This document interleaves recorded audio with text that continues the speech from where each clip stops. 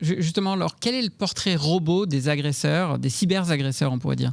Est-ce qu'il y en a un d'abord de portrait robot? Alors, ce sont des hommes.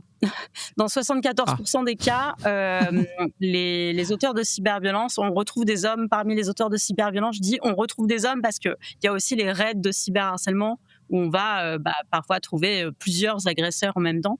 Mais dans 74 des cas, ce sont des hommes. Ce sont souvent, plus des hommes jeunes qui ont beaucoup de comptes sur différentes plateformes.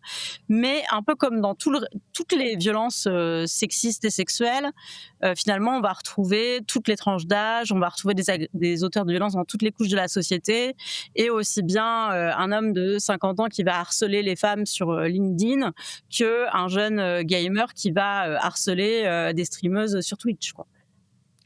Ouais, c'est pas que le fait de nerds boutonneux qui arrivent pas ouais, à c'est ça. sortir avec les nanas, parce que j'avais lu que dans le mouvement incel, il y avait un mec assez connu qui avait dit, alors je sais plus, hein, et puis on s'en fiche de son nom, mais If I can't have you, I will destroy you. Donc c'est un peu une forme de philosophie. Pardon ? Une belle promesse. Ouais, mais c'est-à-dire, tu sens toute la frustration du mec. Voilà, donc on n'est pas que sur un profil type, tu nous le dis, c'est représentatif de la société française, ou en tout cas, peu importe, d'une population, mais plutôt chez les hommes. Oui, alors là, la citation, c'est Elliot Rodger, qui a commis une tuerie de masse à Illa Vita en 2014. Et donc, heureusement, tous les cyberharceleurs ne commettent pas des tueries de masse, mais en tout cas, c'est quelque chose qui est extrêmement banalisé et qui n'est pas forcément considéré comme de la violence, qui est normalisé comme pouvait l'être le harcèlement de rue, en fait.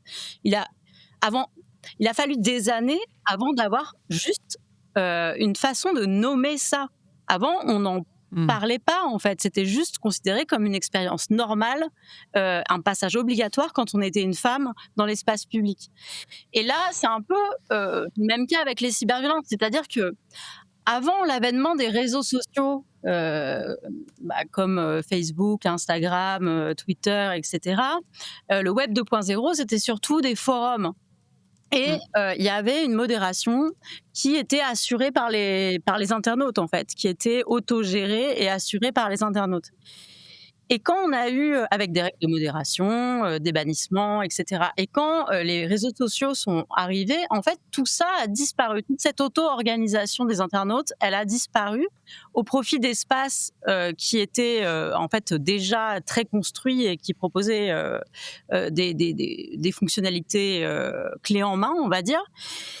Et du coup, pendant plus d'une décennie, ça a totalement normalisé les violences. Parce qu'il y avait pas de modération, il n'y avait pas d'outils pour signaler. Hein. Pour vous donner un exemple, il a fallu attendre 7 ans après la création de Twitter, soit en 2013, pour qu'apparaisse un bouton permettant de signaler les contenus malveillants. Donc pendant 7 ans, on pouvait dire n'importe quoi, il n'y avait pas de possibilité. Et qui eux-mêmes, une fois ces boutons étant là, avaient une très faible efficacité. On l'a vu avec un autre invité il y a quelques temps. Oui, et qui sont parfois comme une tannée. Là, récemment, j'ai signalé un contenu sur Instagram. Bon, c'est la mode des deepfakes avec l'IA où on prend des personnes racisées et on les représente par des gorilles, on leur fait dire des horreurs. La procédure est hyper longue, hyper relou en fait. Un effet pour mettre en avant. Exactement. Ouais. J'aimerais qu'on parle un petit peu des victimes. On arrive un peu sur la fin de cette première séquence. Mais comment les victimes sont prises en charge finalement et quel est le rôle des plateformes qui ont été mises en place par l'État? Je pense à Pharos, je pense au 3018, à e-enfance, à cybermalveillance, pas facile à dire, .gouv.fr. Il y en a peut-être d'autres que j'ai ratés. Voilà. Comment fonctionne cette prise en charge?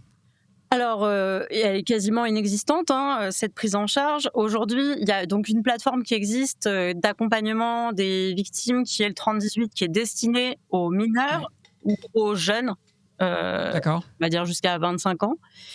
Il n'existe pas de plateforme pour les adultes.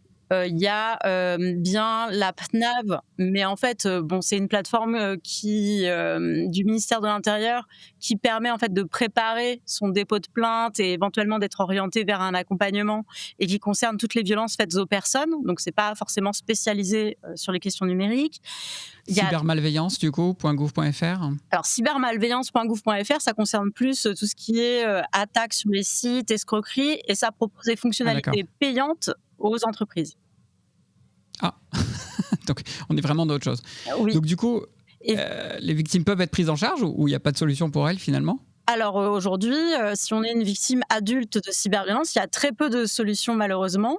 Donc Pharos, c'est juste une plateforme de signalement de contenu malveillant, manifestement illicite. Le problème de Pharos, c'est qu'ils sont pas beaucoup, ils reçoivent énormément de signalements et du coup, en priorité, ils traitent les signalements sur la pédocriminalité et le terrorisme. Et tout ce qui est discours de haine, par exemple, en fait, ça passe un peu à l'as. Malheureusement, ils n'ont pas assez de moyens humains, pas assez de ressources. Et aujourd'hui, non, il n'y a quasiment rien. Il y a l'association Stop Ficha qui propose un accompagnement juridique et psy pour les femmes victimes de cyberviolences sexuelles et sexistes.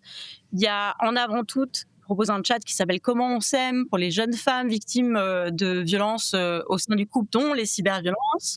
On peut aussi appeler le 3919. Il y a France Victime, qui est une plateforme, quand on est victime. Peut-être que finalement, il y en a trop. Mais aucun qui prend vraiment en charge, quoi. C'est ça que tu nous dis. Voilà. Et tout le monde c'est très découpé d'abord. un peu la balle. Et donc, c'est un peu compliqué. Il y a aussi, je voulais citer aussi l'association Point de Contact, qui permet de signaler des contenus, un peu comme Pharos, sauf que c'est anonyme. Bon, on entend quand même qu'il y a pas mal de couches pour signaler, mais que derrière, c'est hyper difficile de tracer l'accompagnement, la prise en charge. On verra tout à l'heure aussi concrètement que dit la jurisprudence.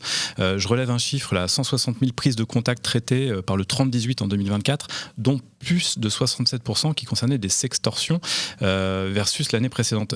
Justement, pour éviter d'être totalement frustré moi-même avant qu'on passe à la chronique, j'aurais bien aimé que tu nous donnes la définition de au moins 2 actes de malveillance rapidement. C'est quoi le doxing ? Tu nous avais parlé du doxing. Bon, tu as évoqué les raids numériques tout à l'heure, mais peut-être le doxing est un autre cas de figure. Pour prendre quelques repères dans les grands mots-clés qu'on entend. C'est ça. Alors, le doxing, c'est de la diffusion non consentie de données à caractère personnel, souvent sensibles, comme un numéro de téléphone, comme une adresse, comme l'orientation sexuelle aussi. Donc, il y a une volonté manifeste de nuire en publiant ce type de données, et ça peut parfois conduire à des actes de violence dans le monde tangible. D'ailleurs, dans 72% des cas, les cyberviolences se poursuivent en présentiel. D'accord. J'ai entendu parler aussi de slut-shaming, par exemple. Slut-shaming ou body-shaming. Alors, ça, c'est pas une cyberviolence. Le slut-shaming, c'est vraiment le fait d'humilier une femme en lien avec soit sa manière, son attitude, sa vie sexuelle. Et ça, c'est pas une cyberviolence. Si je le fais sur un forum ou sur, je sais pas moi, sur Insta, un commentaire. Si c'est par le biais des outils numériques, ça devient une cyberviolence, mais vous pouvez le faire dans le monde. D'accord, ça existait avant le cyber. D'accord, c'est ça qu'il faut retenir. Trench Tech, esprit critique pour Tech Éthique.